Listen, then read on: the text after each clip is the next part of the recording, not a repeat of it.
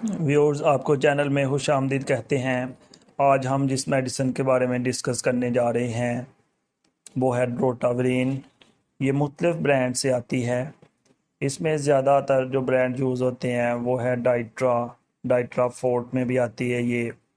इसके अलावा रिलिस्पा, नोस्पा, ये ब्रांड है आमतौर पे जो कि कॉमनली यूज़ होते हैं। ये मेडिसिन इंजेक्शन की सूरत में भी दस्तयाब होती है और टैबलेट की सूरत में भी। तो इसके बारे में आज हम डिस्कस करते हैं कि ये कौन सी डिज़ीज़ में हम इस्तेमाल कर सकते हैं।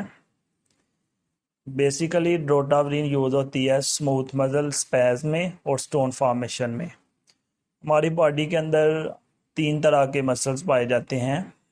स्केलेटल मसल्स जो कि हमारी लेग्स और आर्म्स में मौजूद होते हैं। इसके अलावा कार्डियक मसल्स जो कि हार्ट में मौजूद होते हैं। इसके अलावा एक मसल्स की एक ऐसी टाइप है जो कि हमारे पेट में मौजूद होते हैं, उसको हम स्मूथ मसल्स बोलते हैं। तो ड्रोटावरीन इस तरह की दर्द के लिए सबसे बेस्ट मेडिसिन है। डॉक्टर इसको रिकमेंड करते हैं सूरत हाल के मुताबिक। टैबलेट की सूरत में भी दे सकते हैं और इंजेक्शन की सूरत में भी, depend upon the severity of patient. इसकी इंडिकेशन में ये हमारी बॉडी के अंदर बाइल डक्ट होती है, उसमें स्वेलिंग हो जाए या फिर गॉल ब्लेडर में स्टोन्स बन जाएं तो उसकी दर्द को ख़त्म करने के लिए इस्तेमाल की जाती है।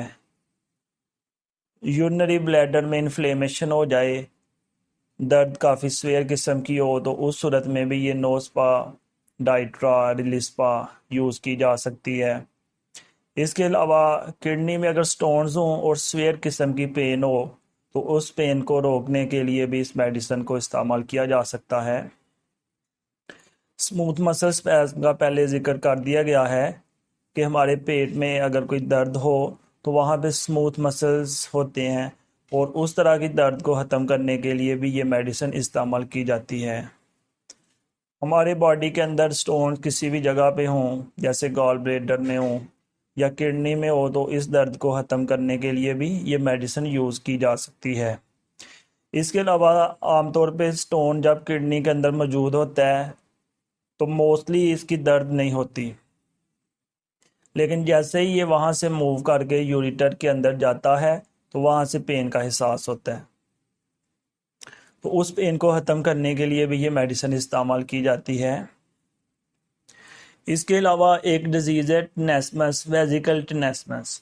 इसमें ये होता है कि मरीज़ जो है ना, उसमें अचानक ख्वाहिश पैदा होती है यूरिन करने की, लेकिन यूरिन करने के बाद भी उसे ऐसा एहसास होता है कि कुछ यूरिन जो है ना बाकी बच गया है। तो इन तमाम कंडीशंस के लिए इस मेडिसिन को इस्तेमाल किया जा सकता है, लेकिन मेडिसिन इस्तेमाल करने से पहले डॉक्टर से मशवरा बहुत ज़रूरी है, क्योंकि सेल्फ मेडिकेशन नुकसानदेह हो सकती है। क्योंकि काफ़ी डिज़ीज़ ऐसी होती हैं जिसमें ये मेडिसिन इस्तेमाल नहीं करनी चाहिए और ये कंट्रा इंडिकेटेड होती है।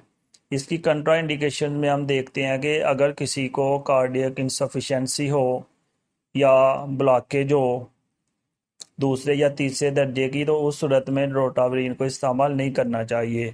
अगर किडनी का प्रॉब्लम हो या जिगर का प्रॉब्लम हो तो उस सूरत में भी इस मेडिसिन को इस्तेमाल नहीं करना चाहिए। इसके अलावा ये मेडिसिन अगर इस्तेमाल की जाए तो इसके कुछ साइड इफ़ेक्ट हो सकते हैं, लेकिन ये साइड इफ़ेक्ट शॉर्ट टर्म्स होते हैं और ऑटोमेटिकली ख़त्म हो जाते हैं।